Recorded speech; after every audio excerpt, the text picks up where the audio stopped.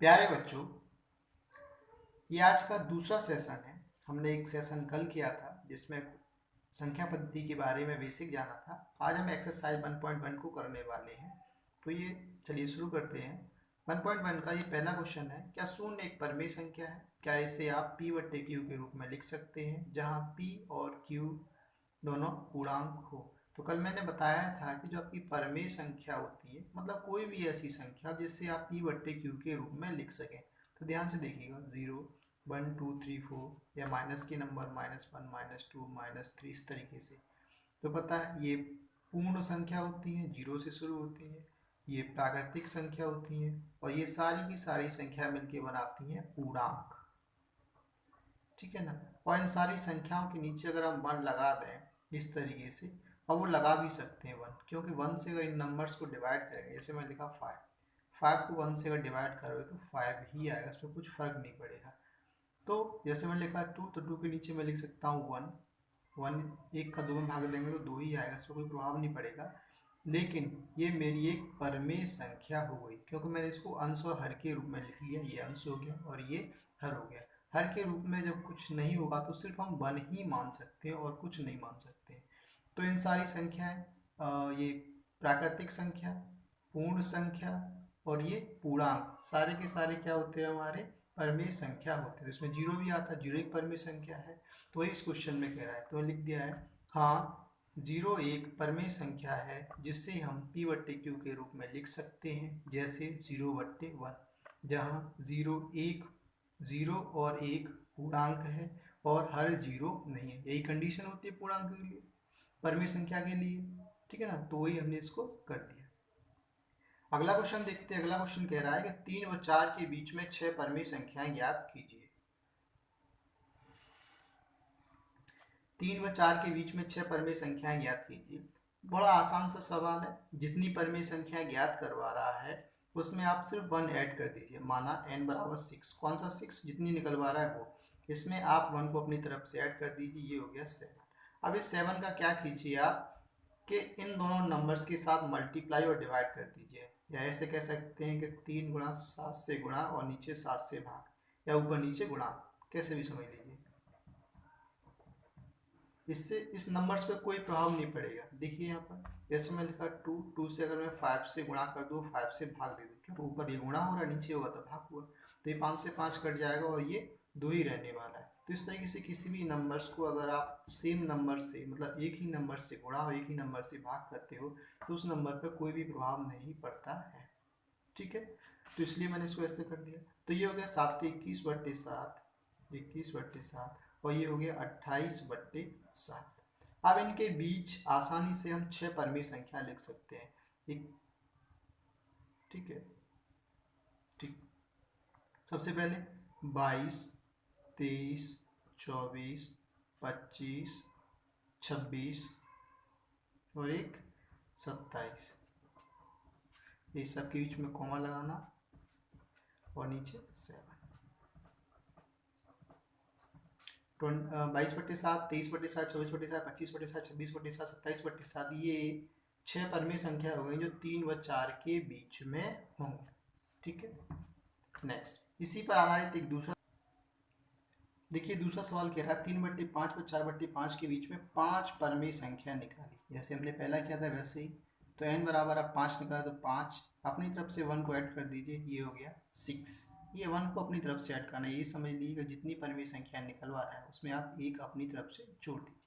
अब 6 का ऊपर नीचे गुणा कर दीजिए दोनों के साथ, तो 3/5 गुणा 6 गुणा 6। ठीक है। 4/5 गुणा 6 गुणा 6 किया मैंने, वही है। नीचे कोई संख्या नहीं थी तो इसलिए वो सिंगल छोड़ दिया। कोई संख्या होती तो उसको भी गुणा के रूप में ही हम लिखते। तो 6×3 = 18, 18/30 और ये हो गया 20, सॉरी 24/30। इनके बीच में, तो ये 20 की बात कर रहे हैं तो ये नंबर तो आएंगे नहीं, इनके बीच वाले नंबर, तो 19/30, 20/30, 21/30, 22/30 और 23/30। ये निकल रहा था 5 परिमेय संख्या, ये निकल आई, और इससे पहले वाले में 6। अगला क्वेश्चन कह रहा है क्वेश्चन नंबर 4 कह रहा है कि नीचे दिए गए कथन सत्य है या असत्य, कारण सहित उत्तर दो। प्रत्येक प्राकृतिक संख्या एक पूर्ण संख्या होती है। प्रत्येक प्राकृतिक संख्या मतलब 1 2 3 4 5 1 से लेकर अनंत तक जाती है और पूर्ण संख्या 0 से शुरू होती है। 1 2 3 4 ये प्राकृतिक संख्या है और ये पूर्ण संख्या। तो प्रत्येक प्राकृतिक संख्या, सारी प्राकृतिक संख्या इस पूर्ण संख्या के अंतर्गत आ रही है, यहाँ से आ रही है ना, तो ये कैसा हो गया मेरा सत्य है। क्योंकि कारण लिख दीजिए, जो पूर्ण संख्याएं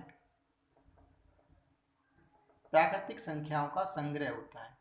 पूर्ण संख्याएं प्राकृत संख्याओं का संग्रह होता है। संग्रह का मतलब इकट्ठी होती है, होता है। अगला क्वेश्चन कह रहा है कि प्रत्येक पूर्णांक, पूर्णांक वही पूरा अंक होना चाहिए, चाहे माइनस का हो, प्लस का हो, चाहे जीरो, क्या एक पूर्ण संख्या है? प्रत्येक नहीं है। देखो देखो आपको पता होगा ये पूर्णांक होता है माइनस के, जीरो और प्लस के नंबर, ये सब मिलके पूर्णांक बनाते हैं। ठीक है। और क्या बोलते हैं, पूर्ण क्या होता है? पूर्ण संख्या है, पूर्ण संख्या ये होती है। तो ये सारे नंबर इसमें तो नहीं आते हैं, ये सारे नंबर माइनस के, जीरो और प्लस के नंबर